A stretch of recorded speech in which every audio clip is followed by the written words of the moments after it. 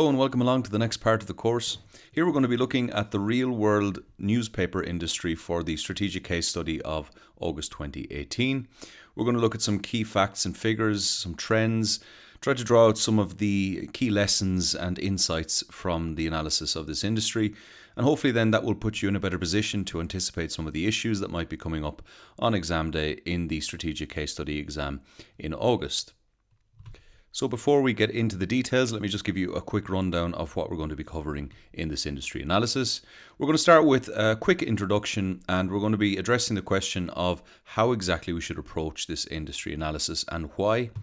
Then we're moving into the quantitative aspect of things. We're going to be looking at some of the key facts, some of the key figures, I should say, from recent years, some of the trends, and some of the likely projections for the coming years.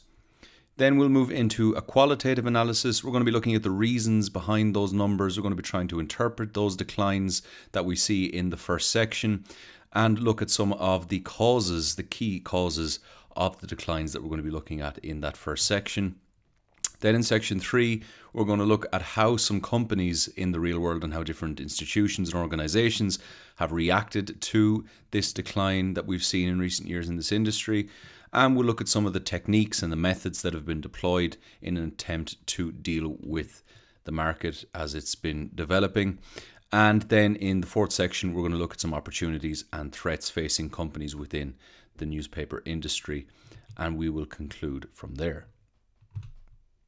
Okay, so in this introduction, I would just like to very briefly address one important question, which is whether or not we should distinguish between the local newspaper industry, which is primarily what we're focusing on in the pre-scene, and the more global or national scale of the newspaper industry. Are they two distinct industries, or is it rather one industry that we should be treating as a whole?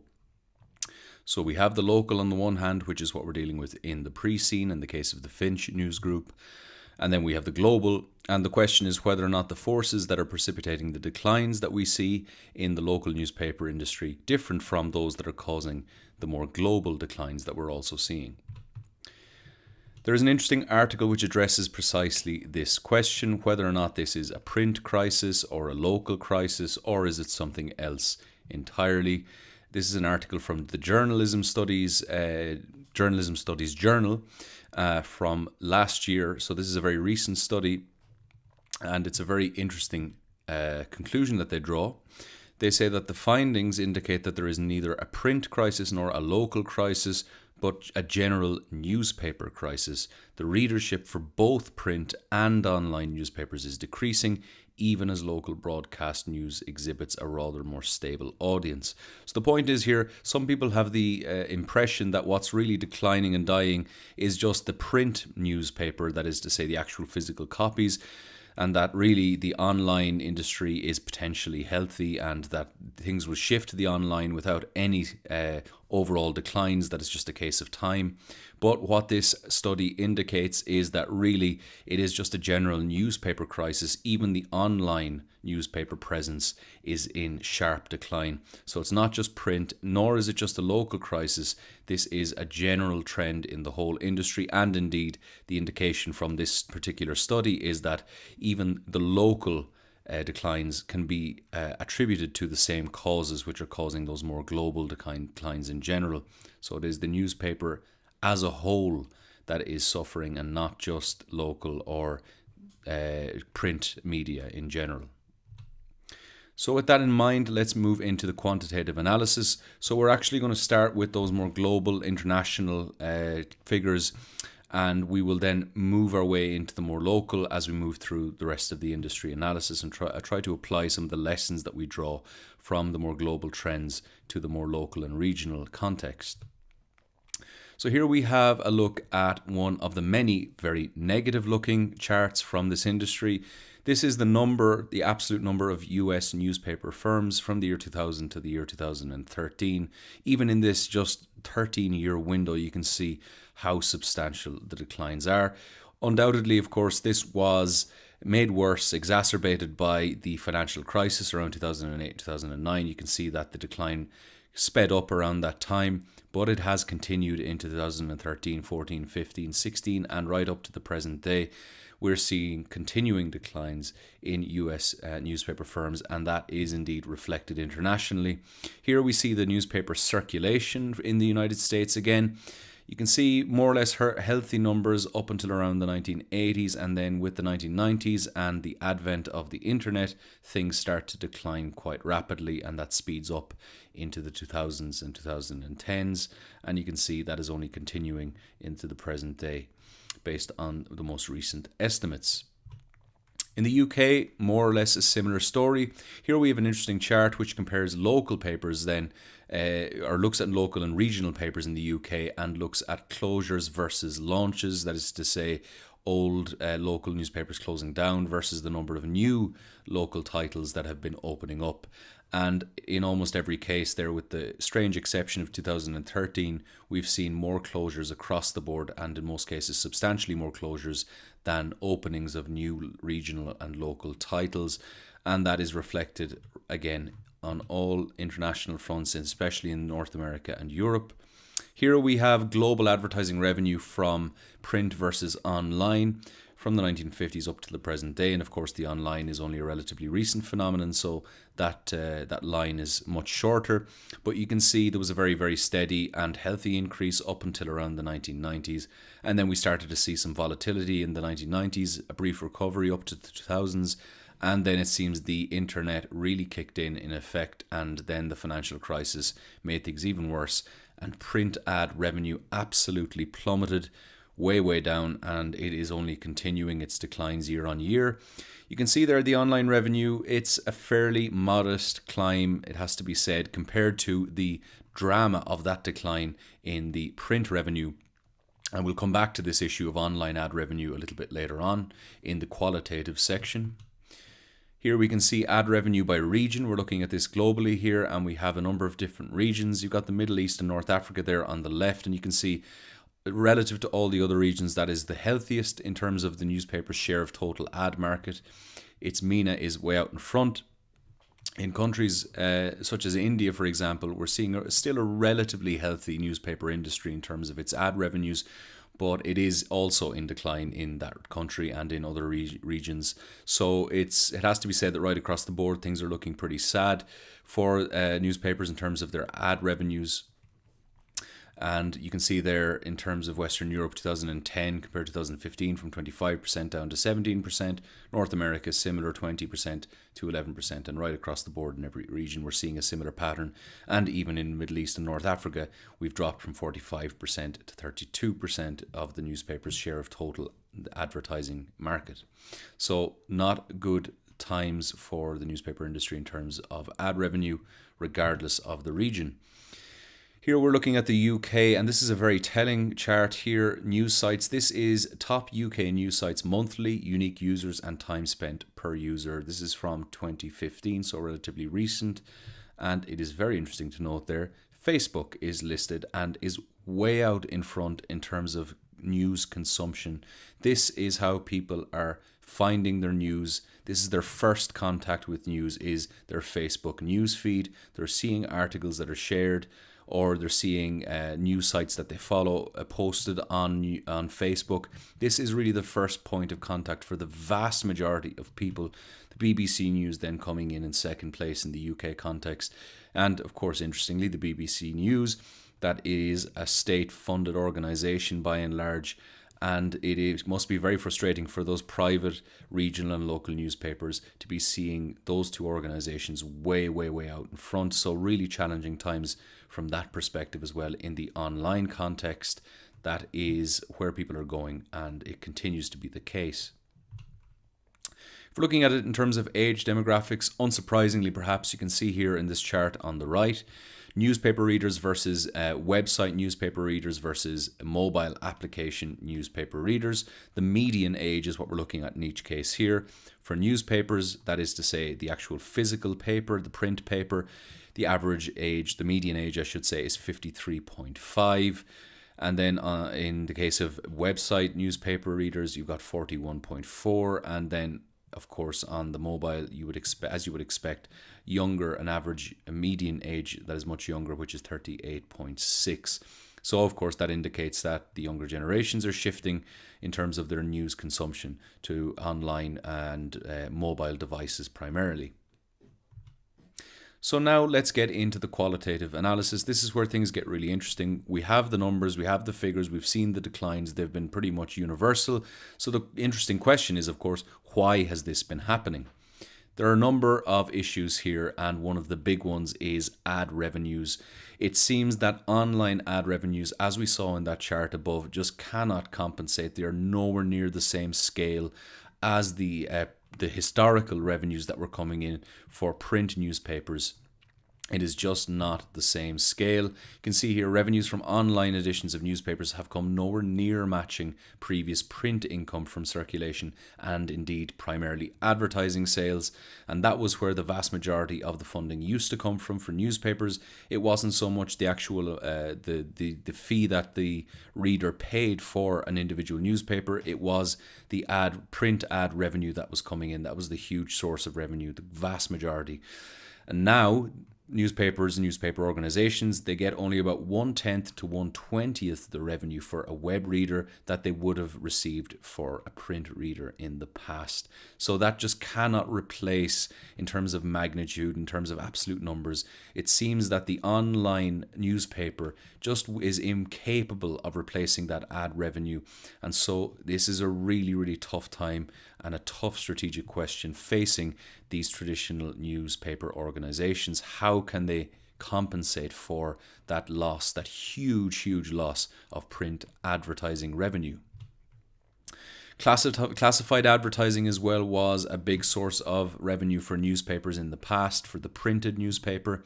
The internet proves a very convenient vehicle, of course, for classified advertising and targeted advertising, particularly in categories such as jobs, vehicles, and real estate. Indeed, for jobs, there's many websites now that have in many ways bypassed and rendered obsolete the kind of classified job advertising of the past. We're seeing LinkedIn and we're seeing recruitment agencies, huge recruitment agencies online, which are bypassing that whole previous sector. We're seeing free services like Craigslist having decimated the classified advertising departments of newspapers, some of which depended on classifieds for 70% of their ad revenue. And recent research has suggested that Craigslist alone cost the newspaper industry a whopping $5.4 billion from 2000 to 2007. That gives you a very strong indication of just how heavily those newspapers relied on the classified advertising revenue that was coming into them. No longer is that the case. That has, to a large degree, just been completely torn away from the traditional newspaper organizations. Internet searching, of course, has had a big impact on the traditional newspaper industry. Why is that? Well, of course, instead of perusing general interest publications such as newspapers, readers now are much more likely to seek particular writers, blogs, or sources of information through targeted searches on places like Google, Bing, Yahoo, rendering the agglomeration of newspapers increasingly irrelevant. So whereas before most people would have gone to the traditional print newspaper to find all sorts of information, now they have search engines, they can specify exactly what they're looking for, they can completely bypass these general sources of information like newspapers. Narrowcasting is just a piece of jargon that you might come across in your reading, is increasingly the norm. It's basically the opposite of broadcasting. It involves aiming media messages at specific segments of the public defined by values, for example, or preferences or demographic attributes, or, for example, their subscription type. So narrowcasting is increasingly becoming the defining feature or the defining norm of modern online media in particular. And the newspaper is, the traditional print newspaper, I should say, is just in its nature a broadcast, broad form type of medium. And it seems that that is now really being rendered obsolete by the internet and by the online world, which is so much about targeting and tailoring to specific consumption needs. There is, of course, this obvious generational decline. The problem facing newspapers is primarily generational. While in 2005, an estimated 70% of older Americans read a newspaper daily, fewer than 20% of younger Americans did, and those numbers have only increased in terms of the disparity. Now we're seeing even fewer younger people or fewer younger Americans reading a daily newspaper than 10 years ago or so. This is a continuing trend, and is, of course, a big worry for those big newspaper organizations, because, of course, the younger generation are the future potential consumers, and if they lose them, then they lose their future. Cost cutting is another interesting area for the newspapers, and unfortunately for the newspapers, cost cutting, it seems, is actually in the long term a negative approach to the shrinking market. With revenues plummeting, of course, it's natural for newspapers to look at cost cutting as a way of staying afloat. Many newspapers have slashed news bureaus and journalists while still attempting to publish compelling content, much of it more interactive in terms of their online presence, more lifestyle driven, and more recently, more celebrity conscious. In response to those rapidly falling ad revenues for print newspapers and plunging circulation numbers, as we've seen, many newspapers have cut staff as well as editorial content. And in a vicious cycle, those cuts now often spur more and deeper circulation declines, triggering even more loss of those ad revenues. So you have that downward spiral, and it just seems to get out of control. No industry, according to industry analyst John Morton, can cut its way to future success. At some point, the business must improve. So that is a really important strategic point there from John Morton. You can cut all you want to try and maintain your margins, but ultimately the point is going to come where you have to rethink the whole business model. Cutting cannot go on indefinitely. You need to generate new revenues and find a way of making new profits. Fake news is a word or a buzzword or a term that you will have come across undoubtedly yourself many times, recently especially, and fake news has had its own impact on the news industry, the newspaper industry broadly speaking. Fake news is a type of yellow journalism or propaganda that consists of deliberate misinformation or hoaxes spread via often traditional print and broadcast news media, or indeed on the online social media platforms. The evolving nature of online business models encourages the production of information that is click-worthy, or what is sometimes referred to as clickbait, independent of its accuracy. We're going to come back to this issue of clickbait in a few moments.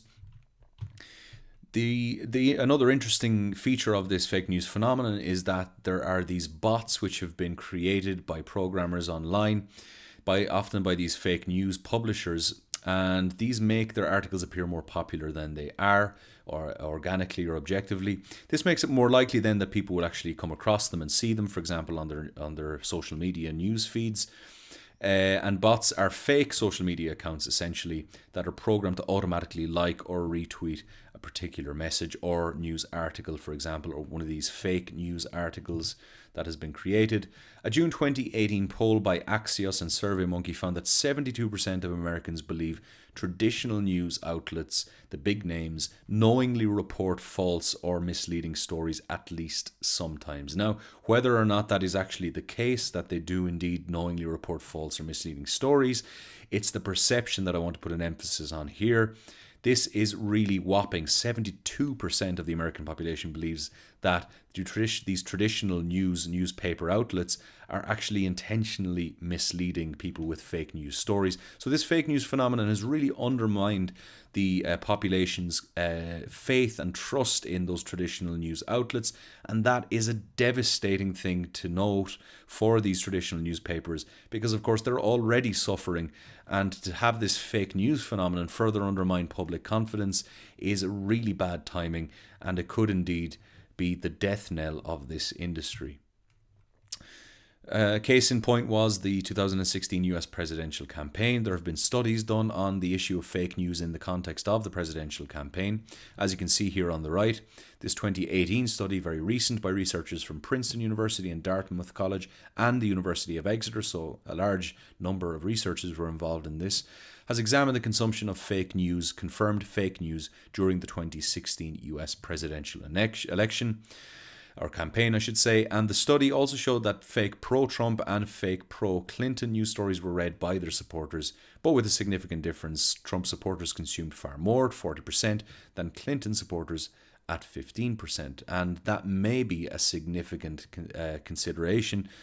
in light of the fact that Trump indeed went on to win. The question, of course, that many people are asking is, to what extent did these fake news stories influence the outcome of the election? And that is a concern for everyone going forward, is the extent to which fake and false information might influence democratic outcomes and democratic elections in the future, regardless of one's affiliation, regardless of what party one subscribes to. The tendency, or the general agreement, is that this is a concern for everyone, that they could be misled, and indeed both sides of the divide in the case of the US election in 2016 were fooled by fake news stories, and people were sharing fake news stories, whether they were Democratic or Republican.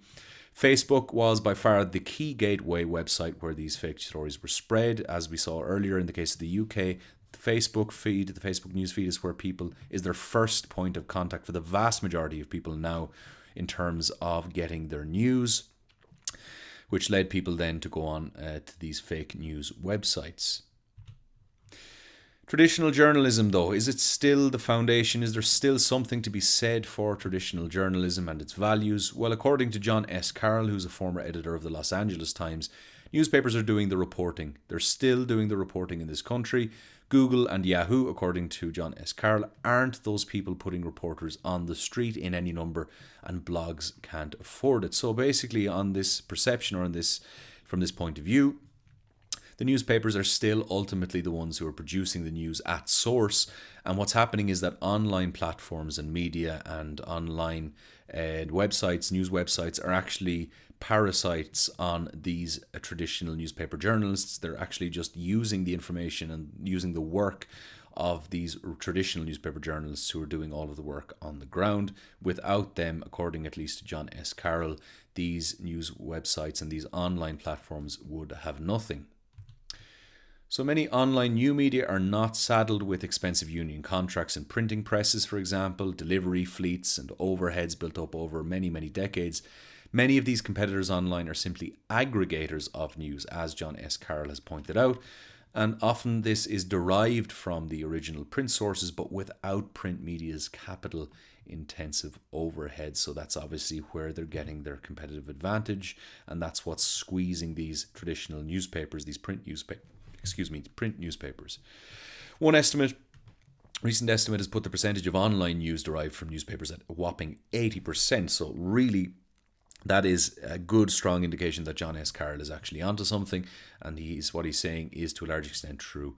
These online sources are really still dependent to a large extent on those journalists on the ground in those traditional news reporting capacities. According to the San Francisco Chronicle, according to the Times-Picayune, the Boston Globe, the Orlando Sentinel, the Philadelphia Inquirer, the Pittsburgh Tribune Review, the Detroit News, and the Houston Chronicle reports, the Los Angeles Times reports, the Oklahoman reports, the Hartford Courant reports, the Salt Lake Tribune reports.